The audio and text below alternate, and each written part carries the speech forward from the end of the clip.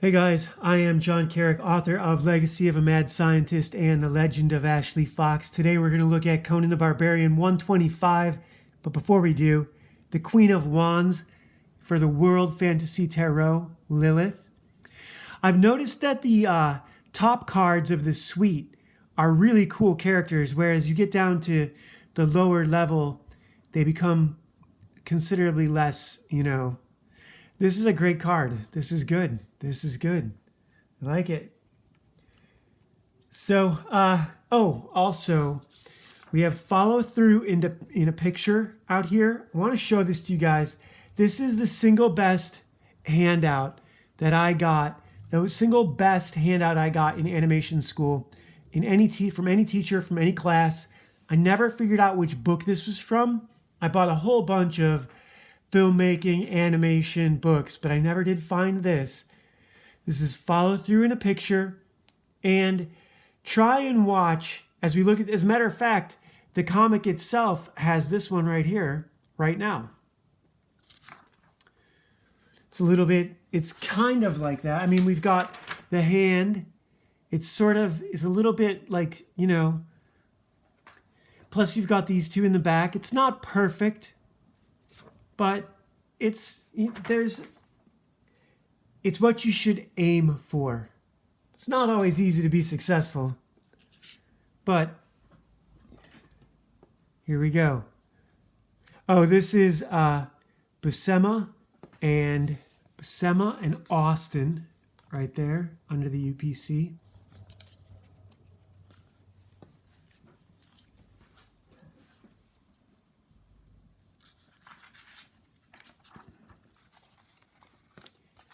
The Witches of Nex.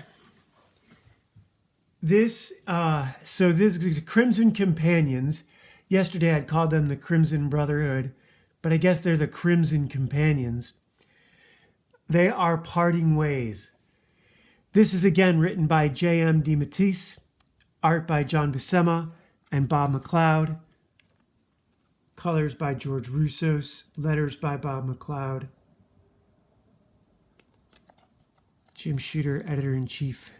Louise Jones is the editor of this one. Jim Shooter, editor-in-chief. So, this is not Roy Thomas. Not that Roy Thomas is infallible when it comes to Conan and writing comics. But this corpse over the back of the horse is Atreya, the big guy who died, Conan's friend, in the one we looked at yesterday. This is Murillo. He is the commander of a city-state, sort of the king or prince of a city-state. This is Dukenrick and John Wally, we're going to get their backstory in this issue right here. And remember yesterday, you guys might remember, you might not, there was a weird bit. Let me see if I can find the issue really quick. There it is. Yesterday, I pointed out this scene that comes up in yesterday's story, sort of out of the blue, where these characters are working with this little kid who hasn't spoken, and then suddenly he does. And when he does, he starts saying evil stuff. He starts saying particularly evil stuff. We only got those 3 panels, but those 3 panels are Murillo's home village. And a really weird thing is being agreed upon by these guys right here, right now, at this opening splash page. Conan, Dukenrick, and John Wally are going to take Atreya's body back to Murillo's city-state and try and pass it off as a dead and burnt corpse of Murillo. Murillo has a wanderlust and does not want to go home to his wife and family. And Conan, for some reason, because the writers have forced him to, is agreeing to go along with this. This is outside of Conan's character. Someone accused me the other day of not understanding Conan's character. This is outside of Conan's character. And what Murillo here says is that when you deliver Conan says, everyone wants something, right? Conan says, I just want the gold that you promised me. And Murillo says, well, you'll have it. You'll have that gold when you return my body when you return Atreya as my body to my home, my people will pay you. You know what? If you guys remember Road Warrior, when Max shows up with the corpse and that the boss guy says, well, you made a deal with a dead man. Your deal died with him. Showing up at someone's home, Conan agreeing to this is absurd. So basically, Murillo is taking all of the troops with him, and they're going to go loot and pillage. They're going off on a grand adventure, because war is a great adventure if you live in New York and you're really sort of an idiot. I don't know J.M. DeMatteis, but this is bad writing. I can't blame the artist for this. I can't. This is writing. He could have written something different. He could have written something really different. This is an absurd thing to get Conan to agree to. You could have had him delivering the corpse to Atreya's family, for all it matters, because you could have absolutely rewritten this part too. Because watch what happens. Well, so he takes Duke and Rick and John Wally with him. This is John Wally. This is Duke and Rick. And they've reached Count Murillo. I guess he's a count. I don't know. They've reached his city-state. And here, everyone is acting strangely, and no one knows why. They're all sort of Stepford. That's basically what this is. This is a Stepford episode. So everyone in the court is sort of glazed or drugged countenance or expressions or bearing, sort of the way they behave, except for this person, this old witch who's watching everything. And it is a female. Later on, she looks like a male too. But then this one comes up to John Wally and introduces herself and just boldly comes right out and says she likes him and she wants to take a walk with him. And Duke and Rick, Conan accuses Duke and Rick of being a little jealous and sort of teases him a little bit, which Conan might do. But it's also, they could have written, there's a million different things that they could have written into these panels. They did not have to choose this the way they did. Conan and Conan could be telling Duke and Rick, look, we'll catch up with him. Just pretend not to notice for now. Let him have his fun for a few minutes. We'll make sure nothing goes wrong. There's a million different things that could have been said. And as he's leaning back to watch, he falls off the stool. I suppose that's kind of funny. Here, this girl starts making out with John Wally. And while she's doing it, in the narration, we get that her hands become leathery, her skin is cold, and as he pulls back, she's become super old. And now the jig is up, right?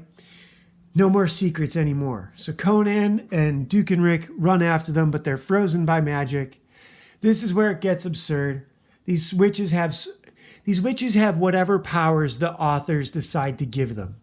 They have whatever power the writer decides to give them, and as we get closer to the end and Conan has to solve the issue, the powers wane and the heroes win. This little kid runs out, likewise turns into an old witch. There's 3 of them, sort of like the Norns in Shakespeare and the Norse Eddas, the 3 sisters. Except the three sisters in Game of Thrones are the maiden, the matron, and the crone. Whereas here it's just 3 old ladies. And Conan catches one of them by the throat. Again, I can leave the art up, but it's not hard to see what's going on. You guys, here's a hilarious bit.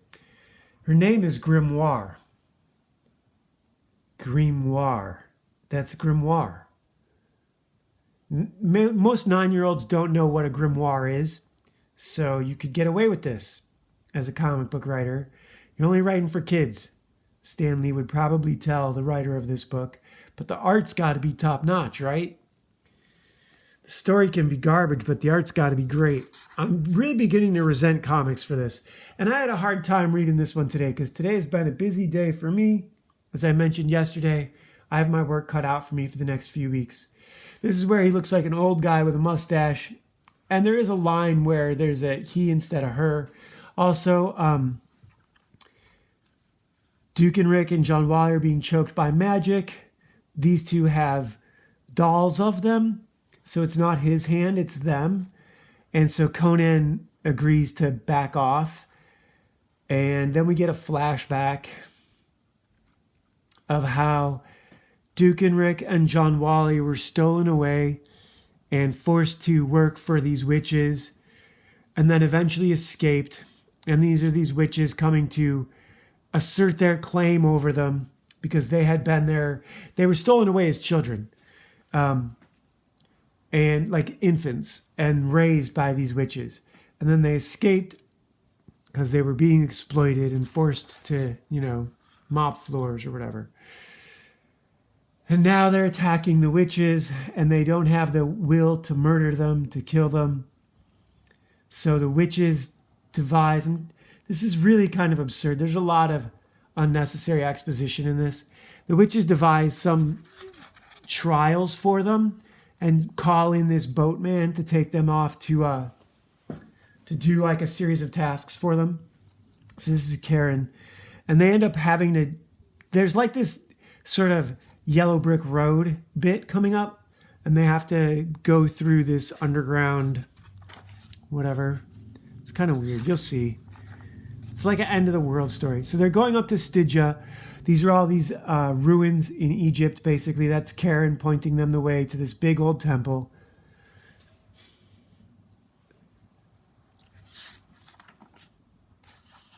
This Neil Gaiman looking character comes out and opens the door for them, takes them inside and tells them to stick to the road and not to wander off of it. You have all these statues and whatnot, and there's all these sort of distractions.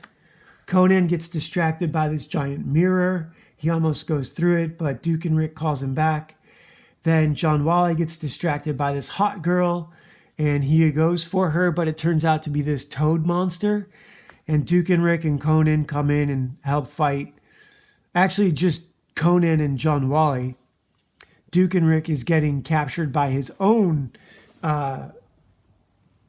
mirage, hallucination. And it's these witches with bat wings, and they attack him, and then John Wally and Conan have to come and help him escape. They finally find the treasure. Conan knocks the lock off. There's this frog-headed god in there, frog-headed idol. And then Conan gets yanked back by his neck by this monster again, by another one of these. Because that's a great monster, Why kill it just once? You could have more of that. This is great. This part of it is comic book, It is what it is. This is where it takes a turn, right? So now these two, now that Conan's caught, and they've each had to fight to rescue themselves, now they have to fight to rescue Conan. And when they do, so this is part of what the old ladies were trying to do to get them to kill them earlier, because it triggers something in them, and they like some sort of previously cast spell or whatever. They go back to the chest of jewels and put their hands in the frog mouths and get transformed into evil versions of themselves. And thus ends the adventures for Duke and Rick and John Wally. Because Conan's not going to let them murder him. He fights him for a bit. He hits this one in the leg with the flat of his sword.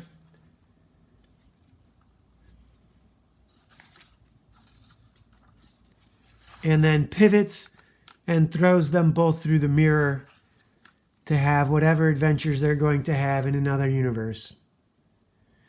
Thus ends issue 125, Conan the Barbarian. This is more promising of Ice and Aesir. Anything with the Norse in it, I'm all for it.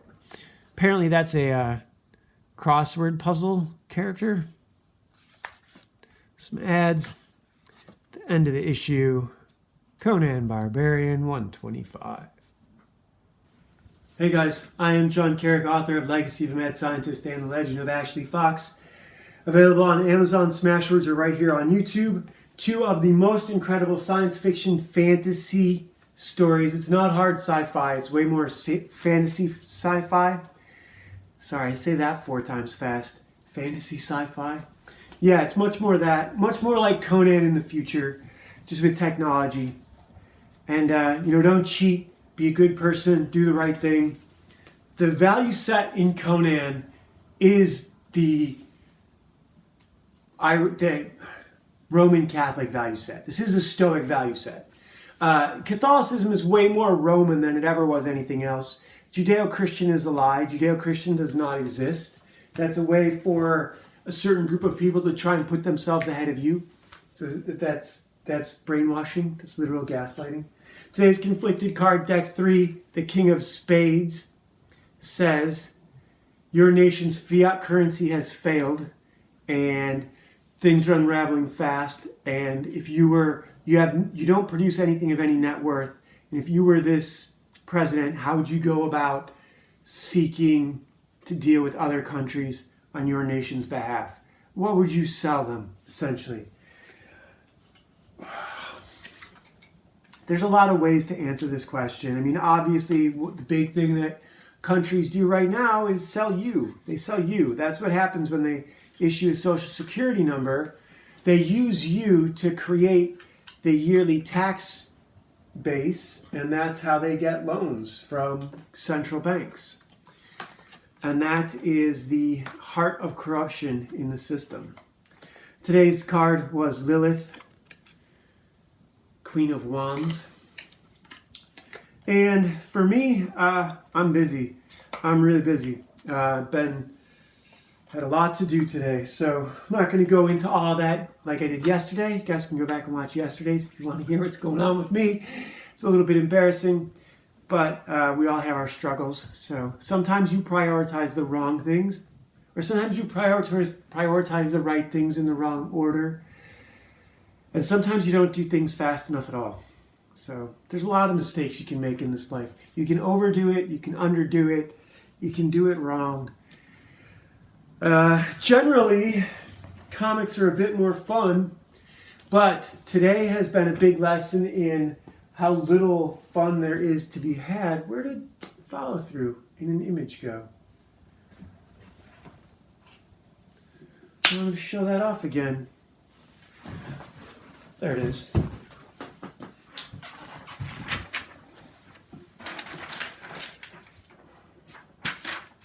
Really did like this one.